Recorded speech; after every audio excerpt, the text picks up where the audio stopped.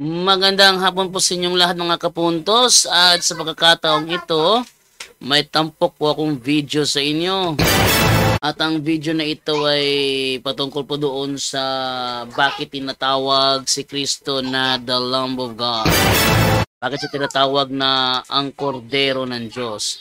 Yan po ang tampok ko muna sa araw na ito. Kaya be ready ba kayo? Hindi po ito straight to the point, ha? Iba ito, pero pwede ko itong gamitin as bahagi rin ng straight to the point. Dahil sa pagkakataong ito, magpiplay ako ng video ni Father Darwin, and then yung mga comment section natin sasagutin para sa lahat ng mga nanonood. Okay?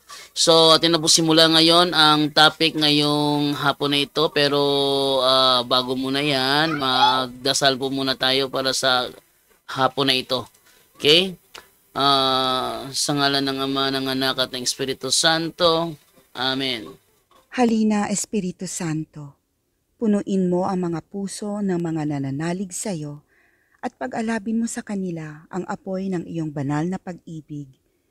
Ipadala mo ang iyong Espiritu at sila'y malilikha at sa gayoy mapaninibago mo ang mukha ng mundo. Manalangin tayo. O Diyos na sa liwanag ng Espiritu Santo ay tinuruan ng mga puso ng mga mananampalataya, ipagkaloob mo na sa pamamagitan din ng Espiritu Santo ay ibigin namin kung ano ang wasto at makatarungan at sa tuwinay magalak sa kanyang pagkilos na nakapagdudulot ng ginhawa sa aming loob. Sa pamamagitan ni Kristo na aming Panginoon. Amen.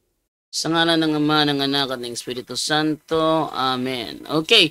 So, sa gabi pong ito, sa gabi na hinoon, sa hapon po na ito, meron po tayong tampok na video po ni Father Darwin. Itong mga topic na po niya itong nakaraan. Pero may ikli lang kasi. So, para mapahaba siya is kailangan kong sumagot ng mga comment section pagkatapos ng kanyang video. At, okay po. So, ito na po yung ating video po sa hapon na ito.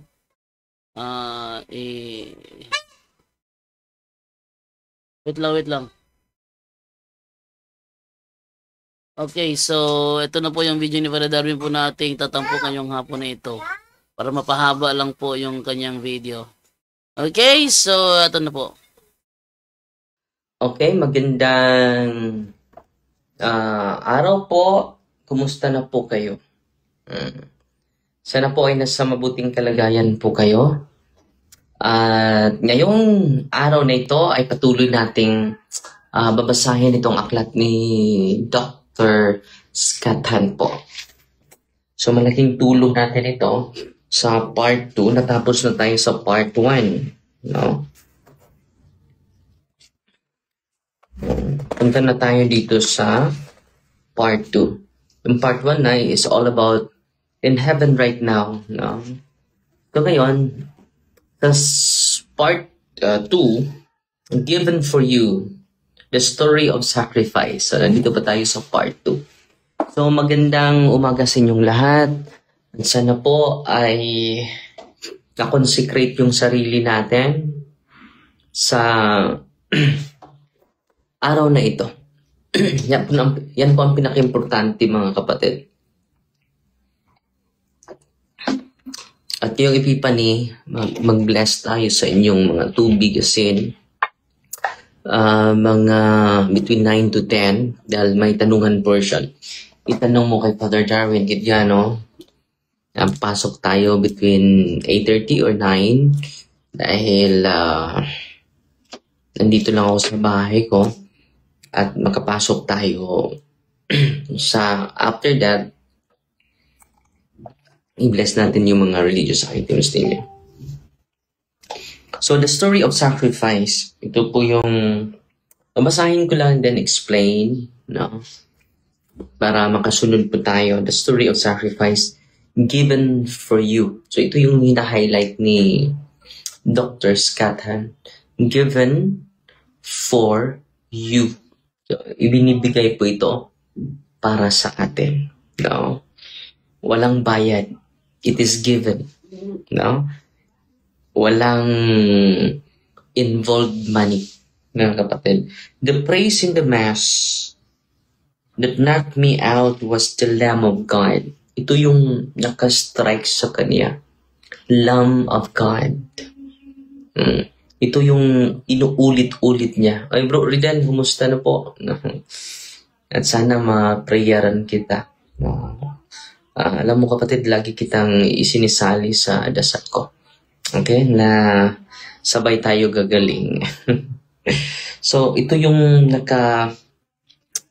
naka-touch sa damdamin ni Dr. Scott Hahn. Itong praise the Lamb of God. Because I knew that this Lamb was Jesus Christ Himself. That this Lamb was Jesus Christ Himself. No one has to tell you that. Perhaps you sung or recited the words 1,000 times. Okay, kisa na? Dahil? Ayun, tutok.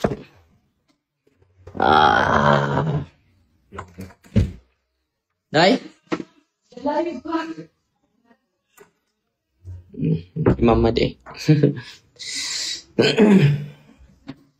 So itong praise na ito, Lamb of God, ito yung naka-touch sa kanya. No? You take away the sins of the world. Have mercy on us. So inuulit natin ito for 1,000 times. Libo-libo yung pag-uulit natin dito. Pero parang baliwala dan sa mga ordinaryong Katoliko. Yes, Cyrus Glenn, may schedule tayo sa Santo Niño. And then, just as many times you've seen the priest elevate the broken host and proclaim, "This is the Lamb of God. The Lamb is Jesus." This is not news. It's the kind of fact we gloss over. Jesus is many things. After all, He is the Lord, God, Savior, Messiah, King, Priest, Prophet, and Lamb. Yet if we were really thinking, we wouldn't gloss over that last title. Look again at the list. Lord, God, Savior, Messiah, King, Priest, Prophet, and Lamb. One of these things is not like the others. The first 7 are titles with which we could comfortably address a God-man. Narapat sa kanya yan, na tatawagin siya na Lord, God, Savior, Messiah, King, Prophet, Priest, because He is a God-man. Their titles were with dignity. Itong title nito, with dignity, implying wisdom, power, and social status. But Lamb, again, I ask you to divest yourself of 2,000 years of accumulated symbolic meaning. Pretend for a moment that you never sang the Lamb of God. Pretend sana hindi mo inaawit itong Lamb of God, no? For a moment, no? Itong Lamb ay the ordinary title of Jesus, no? Hindi katulad ito sa 7 titles niya: God, Savior, Messiah, King, Priest, Prophet. Ito yung pinakamababa sa the rest na na-mention natin. On the Lamb, the title then seems almost comical in its inappropriateness. Lambs doesn't usually rank high on list of most admired animals. So, siya yung pinaka nasa ibaba sa lahat ng mga hayop. They're not particularly strong. Hindi sila malakas, di ba? Hindi din sila clever.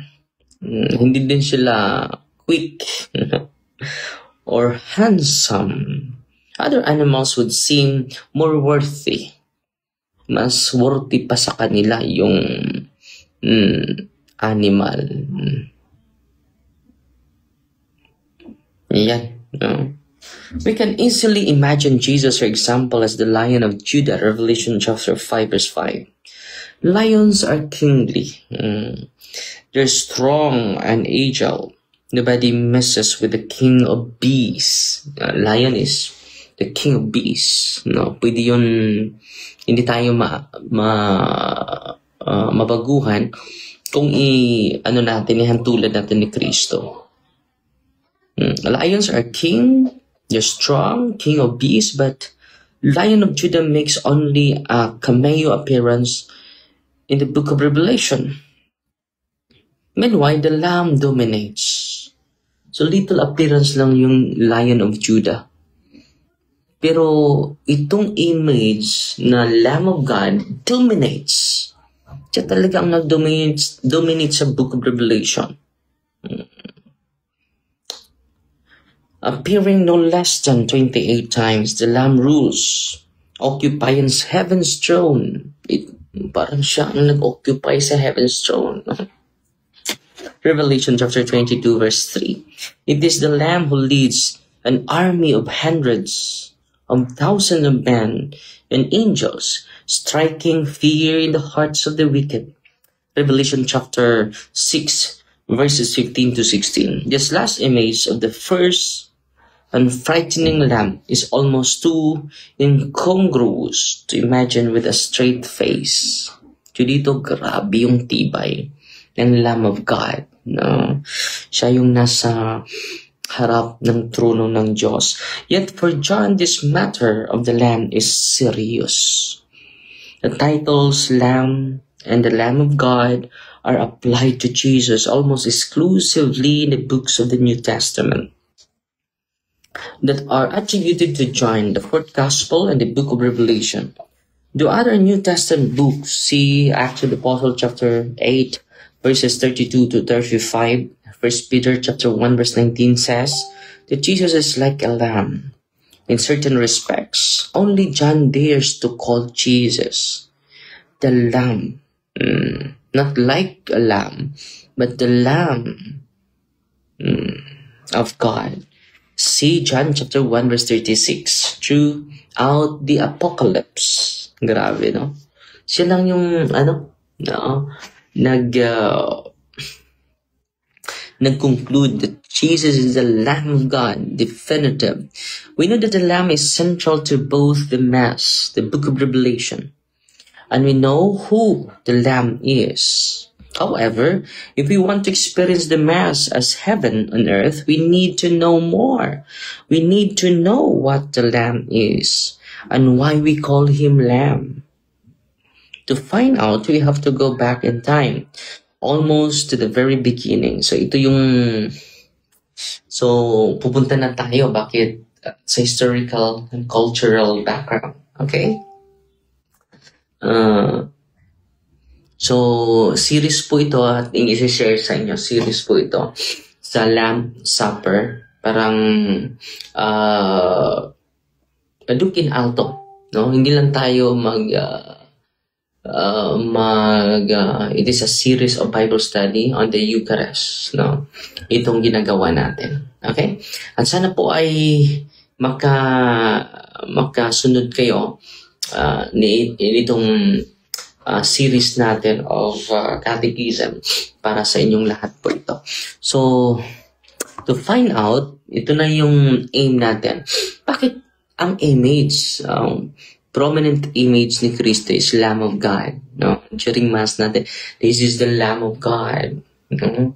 Hindi sinabi doon na it likes the Lamb of God. No? But it seems the Lamb of God. That this is the Lamb of God. No? Bakit? So ito na, pupunta na tayo sa historical context, biblical context. So ang pamagat nito is well-bred. No? The ancient Israel, the Lamb was identified with sacrifice. Ano kaya pala? Ito na yung sa ancient identified. Itong Lamb is identified with sacrifice. Okay? A sacrifice is one of the most primal forms of worship. yung pagsasakripisyo. Ito po yung pinakauna na form of worship at yung i-offer nila usually is lamb. As early as the second generation described in Genesis, we find in the story of Cain and Abel, the first recorded example of sacrificial offering. So meron silang sacrificial offering, the second generation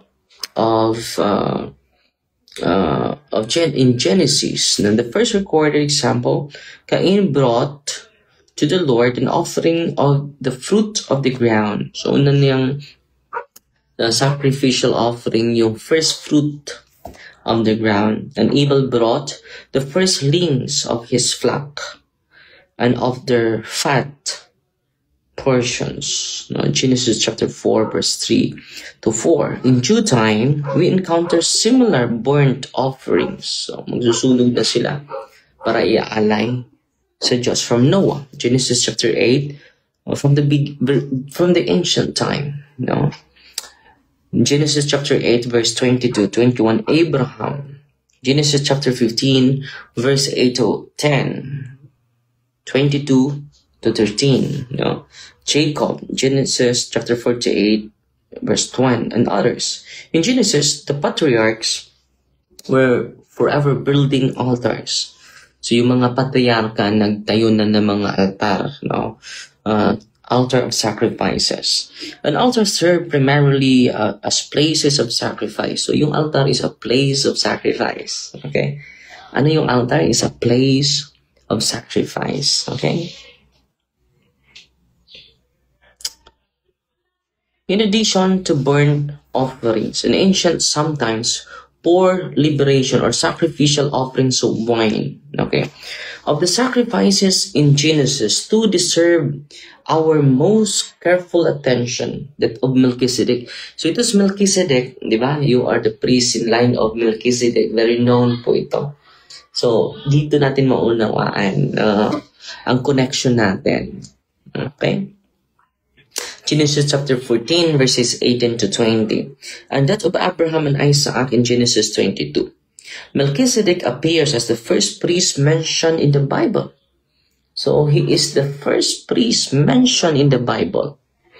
So, mababasa natin yan sa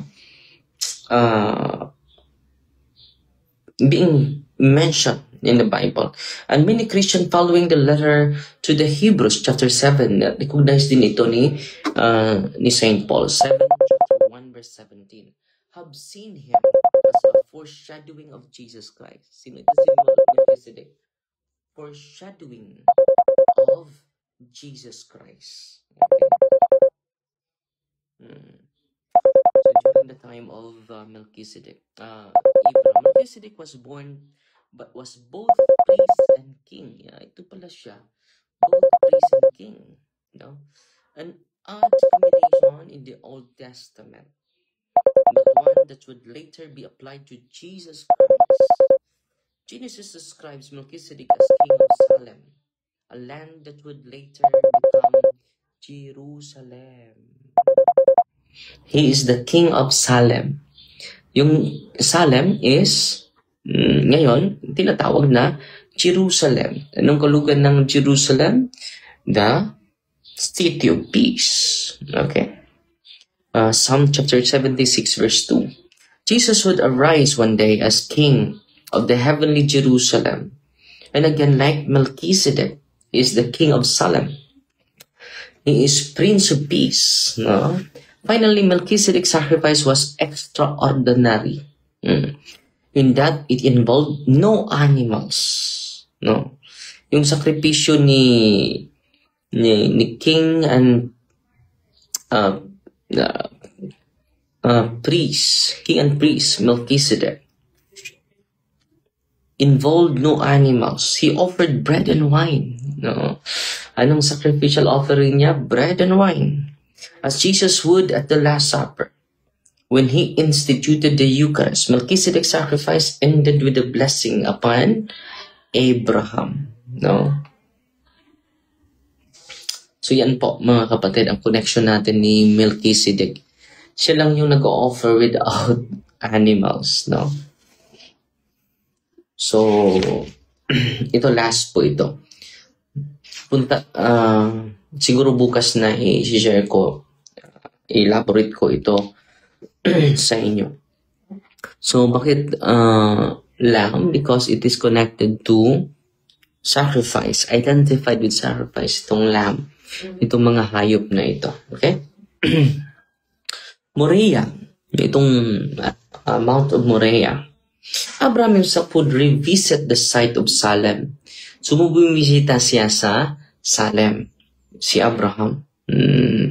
Very, yung Salem, no? Very special sa mga patriarch. Okay? Very special sa mga patriarch. Some years later, when God called upon him to make an ultimate sacrifice, in Genesis 22, God tells Abraham, take your son, your only son Isaac, whom you love, and go to the land of Moriah, and offer him there as a burnt offering upon one of the mountains. Israelite tradition recorded in the 2nd Chronicle, chapter 3, verse 1, identifies Moriah with the future temple site in Jerusalem. There, Abraham traveled with Isaac, who carried upon his back the wood for the sacrifice. When Isaac asked, where was the victim? Abraham replied, God will provide himself, the lamb, for a burnt offering, my son. Genesis chapter 22, verse 8.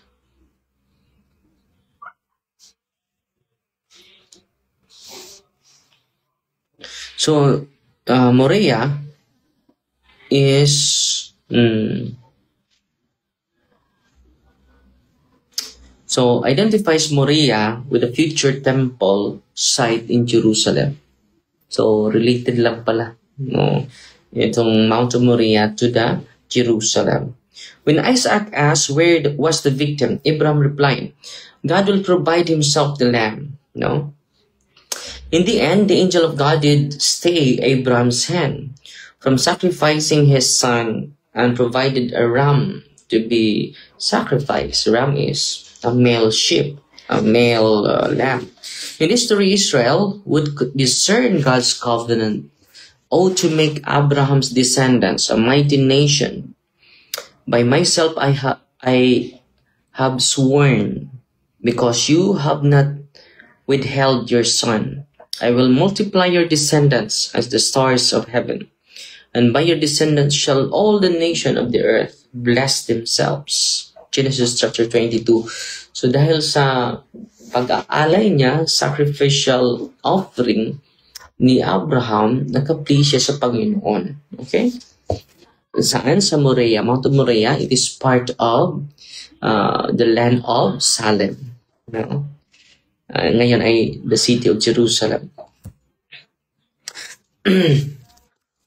It would also turn out to be Israel's life insurance policy. In the desert of Sinai, when the chosen people earned death by worshipping the golden calf, Moses invoked God's covenant owed to Abraham in order to save them from the divine wrath. Exodus chapter 32, verses 13 to 14. Christian would later look upon the story of Abraham and Isaac as a profound allegory for the sacrificial upon the cross. The similarities were many. First, Jesus, like Isaac, was a faithful father's only beloved son. Si Isaac is the only begotten son. Again, like Isaac, Jesus carried uphill the wood for his own sacrifice. Si Isaac nagbuhat ng mga kahoy. Si Kristo din nagbuhat ng kahoy, the only Son of God. May similarities, which would be consummated on the hill of Jerusalem. The hill, matatapos ito sa pag-akyat niya sa bundok sa Jerusalem. In fact, the site where Jesus died, Calvary, was on the hillocks on Moriah's Ridge. Nakasali pala yun sa Moriah's raids. Ang laki pala itong Moriah's raids. Moreover, the very first line of the New Testament identifies Jesus with Isaac, the son of Abraham. Matthew chapter 1 verse 1. To Christian readers, even Abraham's words prove prophetic. Recall that there was no punctuation in the Hebrew original. And consider an alternate reading of verse 8. God will provide Himself the Lamb. No? So itong sinasabi niya, God will provide you a lamb. And this lamb is Jesus. It is a prophetic. No? The lamb foreshadowed, of course, was Jesus Christ, God Himself. That in Christ Jesus, the blessing of Abraham might come upon the Gentiles. Hindi lang sa mga Hudyo, kundi sa buong mundo. So, He is the Lamb of God who takes away the sins of the world. Not only the sins of Israelites people, His people, the people of God, but to the sins who takes the sins of the world. So, ang ganda na image. At yan ang muna yung isi-share ko sa inyo, ha? At sana po ay nadagdagan yung kaalaman inyo. Every time, this is the Lamb of God. This is the promise of the Father. During the time of Abraham, God will provide a lamb. And this lamb is very, the statement of Abraham is very prophetic, referring to Jesus, the real lamb. Okay? So, ang ganda, no?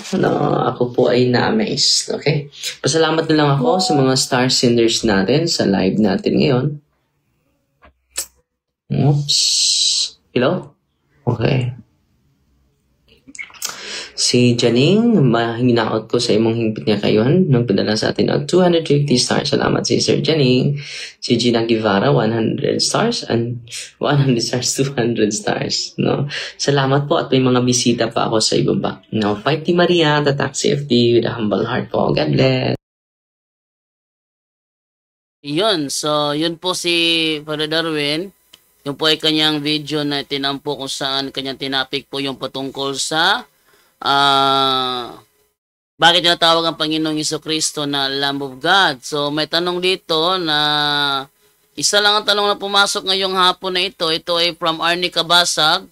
Mag-bless ba si Father Darwin karunog sacramentals? Ang tubag? Dili. Dili. Kay paano man to siya? Recorded naman to niya nga video. Ako lang gi-play nang aron po maka-share po sa inyo, ha. Sa mura to. Okay, no? So sa lahat ng mamaya-maya konti, mga alas 3, alas 4 pala. Alas 4 ng hapon, straight to the point po tayo. At may topic po akong tampok mamaya kung saan ating itatampok na si Jared Almazoran na former member ng dating daan nagpaparamdam ng kanyang takot.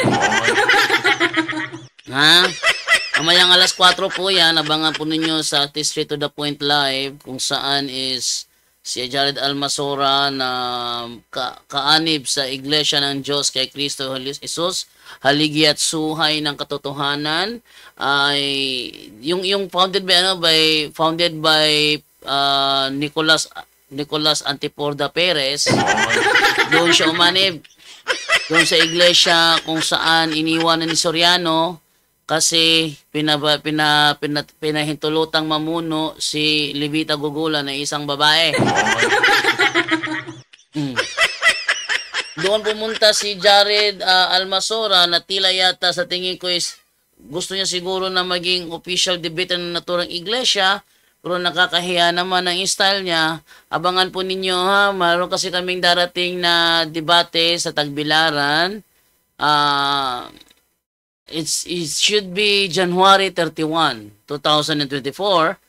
Pero inilipat po sa sa February 24 by Brother Kaloy. It should be January 31 sana, pero inilipat sa February 24 dahil sa reason ni Jared Almazora na wala siyang pamasahe, no? Kaya nakarating kay Brother Kaloy yung isyong yon, no? Wala siyang pamasahe, kaya minove yung schedule sa February 24. Tagbilaran. Ganun pa rin ang oras, alas 3 pa rin ang hapon. Pero based sa natin, observation natin, mukha yata hindi matutuloy yon dahil si Jared Almasore nagpaparamdam ng kanyang takot. Okay, so basa muna ako ng mga comments dito sa lahat ng mga nanood sa ating live dito sa punto por punto. Punto por punto lang muna saglit kasi si Padre Darwin yun. Mamaya alas 4 po, straight to the point po tayo mamaya. Okay, maayong hapon sa tanan from Delphine Pano Rabago and then Remuel Cabcabin. Magandang hapon bro JD. Yan, no? Sabi naman ni Diyos Coro and Carpias, magandang hapon po sa lahat watching from Cebu City Hall, my workplace. Okay, Arnie Kabasag, mayang hapon Father Darwin, ng Brother Jando, Praxedes Kalimpong, maadjong hapon. Naghanap ng maadjong, mga bulanon tayo sa hapon na ito, no? Okay, and Brajando Alabado. And then, ito tayo ngayon kay Bernardo Ibarzabal, ayong hapon, Padre Yog, Bro JD, God bless. Okay, from kay Sir Yogop, maayong hapon, Kaninyo. Reynaldo Sumuok, magandang hapon po sa mga kapuntos at kay Father Darwin, God bless po. Elvita Onyate, hello Father Darwin, magandang hapon po, and Salvador Malaga. Good afternoon Father Darwin, and Neverget Gano watching from Iloilo City. And this is Skylove nag-send sa akin ng malaking heart. Thank you po sa iyo. And then si Ruel Labastida Ganuhay, ang layo naman ng adjustment bro. Hehe. Ano adjustment? Ang layo talaga ng ng inilipat ni Brother Kaloy kasi para si Almasora ng pamasahe. Alam niyo totoo mamaya lang hapon ko usapan yan. Una ako rito eh. Mayang hapon na lang natin mag-usapan. Alas 4 ng hapon ito sa Straight to the Point. Magla-live po ako ulit for Straight to the Point. Abangan po ninyo ang ating response sa kanyang pinapakita, no? Ingon dire si Regine Bagares, bastos man yun na tao. Bastos yun. Bastos gito nga tao mogay na akong gusto sa personal nga harapan.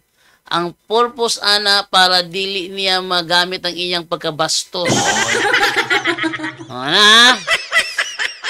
Kay kung sa online makapatuyang man siya. 'Di ba? Sa online nanood ako doon sa sa debate niya kay Mark Umbaw. Grabe bastusa jud kayo. Grabe jud. No? Yung debate niya kay Mark Umbaw, grabe, bastos yung siya. Si Jared Almasora. Pero doon kay Rashid Indasan, mabait siya doon. Bakit harapan yun eh? Yan. Yan ang napansin ko kay Almasora. Sa personal na harapan, mabait siya. Pag nasa online lang siya, lahat na lang ng kabastusan, sabihin mo na. Ano si Almasora? Sabi ni Bernardo Ibarzabal, sana matuloy yan sa February, bro JD. Actually, si SLTV, ginagamit niyang si SL, parang pamamaraan ba, na ako'y hikayatin ni SL pumasok sa live nila bukas, pero hindi ako papasok hanggat hindi mangyayari ang debate. Yan. Dahil pag pumasok ako bukas, ang mangyayari, sabihin na agad ni Jared, Hoy, Jando, nandito na tayo. Ano pang hinihintay mo? Simulan na natin. Maliban na lang kung takot at takot ka na sa akin.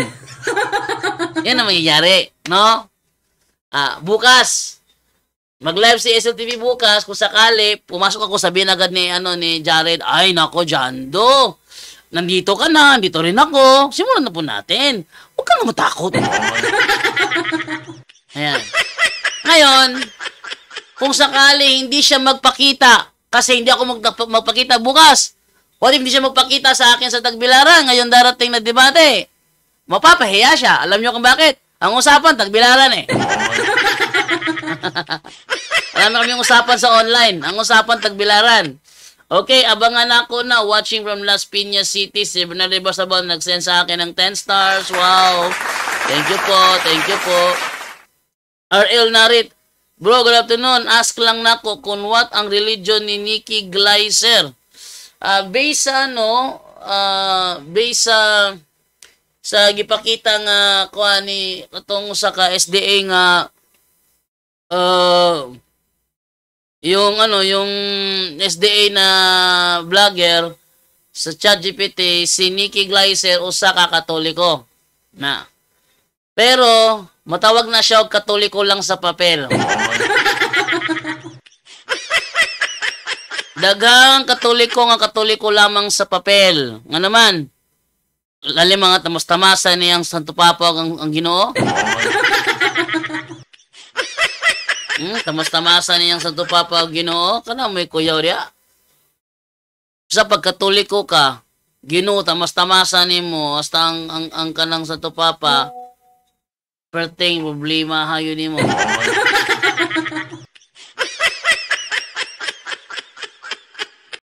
Ano? Nilag ko po sa inyo na magdadala ng tatak verse po magpapatunay niya itinuturo siya ni Apostol Pablo. Sige, ating tawagan to. Talakayan na naman to.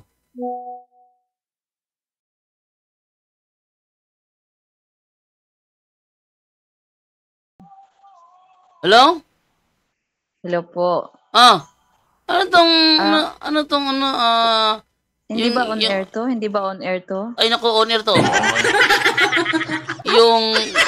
yung inilahad ko po sa inyo na magdadala ng tatak, verse po.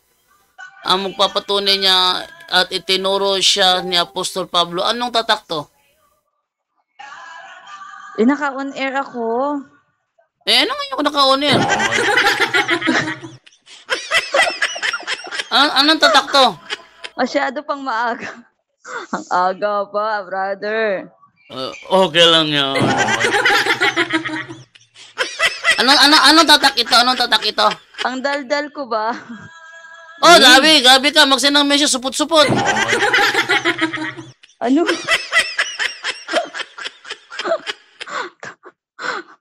Ito naman. Naka-on air ako eh. Ano yung tatak na sinasabi mo rito? Hindi mo maunawaan pag hindi natin maumpisahan. Ano nga yung tatak? Hindi siya numero. Ano nga tatak to? Sabi mo kasi tatak na sa verse sinabi na Apostol Pablo. Ano tong tatak na to? Hindi, ang umpisa kasi niyan, nabasa ko yung sulat ni Apostol Pablo. Tapos napansin ko napakahirap niyang unawain. Saan? Sa pinakaumpisa po. Ano pinakaumpisa? Doon ka. Sa mga gawa. Hindi. Yung verse na may tatak. Anong verse yung may tatak? Teka lang. Pag dumiretso kasi tayo noon, hindi ay, ko alam kung maunawaan kung ating simulan sa gawa, baka matapos tayo mga kumamayang madaling araw. Dadam. Okay lang yan. Basta nanonood sila ng ads nyo. Hindi. Ano yung verse? Kasi baka kasi mali na naman yung interpretation mo eh. Baka kasi mali naman interpretation mo dito. Ano yung tatak na yun? Hindi po ako nakipagdebate. Tawag nito Bisayaon ako ha. I-apply na ko siya baka ikaw man ang naunaan nga ikaw man ang gamay na sa Bible. Baga ikaw yung kung ako at ikaw mas lamang ka na sa verse ha, sa mga pangalan, sa mga tawag sa verse, kakalamang ka. Ayun. Akong isang guni ba sa imuha kung ang pag-unawa ba nako o pag-unawa nimo magkaisa ba ani? Naman. Mao na ako. Mag-umpisa ta sa mga gawa 9, Naku, no? sabot. Gawa 9. Doon ko siya kasi unang napansin eh. Tapos, napansin ko nga na kanang walang lihim na hindi mabubunyag at yung kanang nga verse ba, mao na akong pinanghahawakan nga wala lihim na di mabubunyag. Ibig sabihin, ipagkaloob niya sa ilan sa atin na maunawaan yung tungkol doon sa tatak. Ano nga tatak yan? Kasi, yung sa propesiya po na 666, Sige, anong tatak yan? hindi siya, bilang kasi ng tao yung 666, bilang Very good. ng tao. Bilang ng tao. Opo. So, ang literal niyan, makikita mo na ngayon yung tatak, brother. Ano ngayon? Ano nga yung katuparan nun? Unsa? Unsa may sabot ana? Numero kini sa usa ka tawo. Numero sa usa ka tawo. Unsa man nga numero? 66. Unsa man nga tatak? Dili siya numero, Jud, nga 666. So unsa man siya nga Kundi tatak? barcode kanang Natawa na bonagena. Palatandaan ba? Palatandaan. So, ano? Wala na. Tanda. Tanda ba? Nangupya na bugas sa born again. Dili lagi. Ako ara lagi ni. Wala man koy Dili ko kalimot. sa balay. Dili raman ko sa balay. Dili ko kalimot. Third year high school ko. Under ko ni Ma'am Elisa Kagaanan. Yaan ako mismo akong advisor. Isunso kong papa. Ningkatag ng about sa barcode. Ningkatag ng about sa barcode. Sa pamit. No? Nga mo daw na ang itatak ko no sa agtang sa tuong kamot. Dayon, niabot ang panahon, ilan na pong giusab, microchip na pud nga inject. Microchip na pud. Sa una, barcode. Sunod. Tangsya na yun. Tangsya, yo. Sa na, gagayin-check naman eh. Tawag mo sa buwang. Di, umpisa na to sa, ang ako manggong basihan ani, verse ba? Dayon, pagka verse ang basihan, matutukoy jud nimo kung kinsa sila. Kisa mo na siya. Nagitawag na ko sa tigulang. Tangsya. Tangsya, yo. Gitawag na ko, sandali. Basta umpisa natin sa Gawa chapter 9 nga nakakita si Pablo og liwanag. Unsa tong liwanag? Ako sa matanda. Unsa tong liwanag? Nakakita si Pablo ng liwanag. Doon sa verse na yon, doon tayo mag-umpisa. Anong liwanag 'yon? Yung bago siya mabulag ba? Anong liwanag 'yon? Ang verse ato niya nga katong miingon siya sa iyang mga kauban nga nakakita ang iyang mga kauban. Ako man tong gilista kay basin. Santang siya yo. Unsa nakita? Nanginginig ako. Sandali.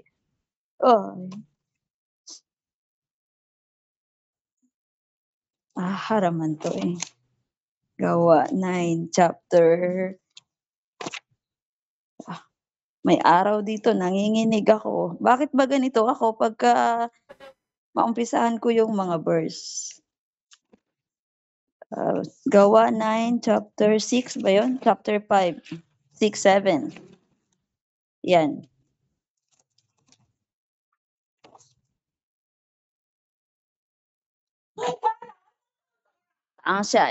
Sandali lang po. Tawag ako ng matanda. Amaya na lang. Amaya na lang ulit umayang gabi. Teka lang po, maghahanap buhay muna ako. Sige, amaya na lang gabi ulit.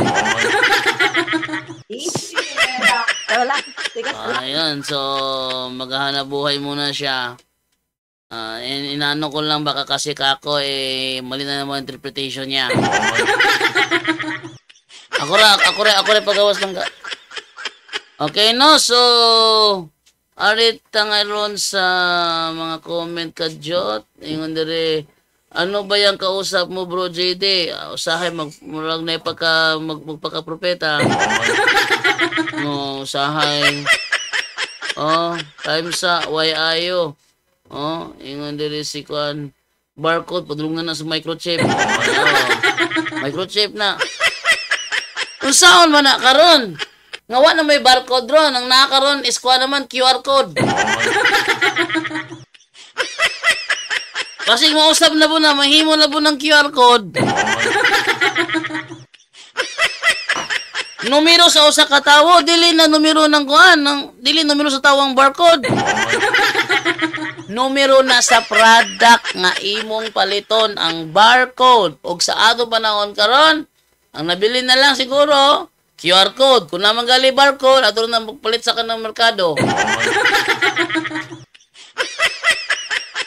Okay, so dito sa kutuba, mamayang alas 4, balik ako sa live for straight to the point. Maraming salamat po and bye-bye.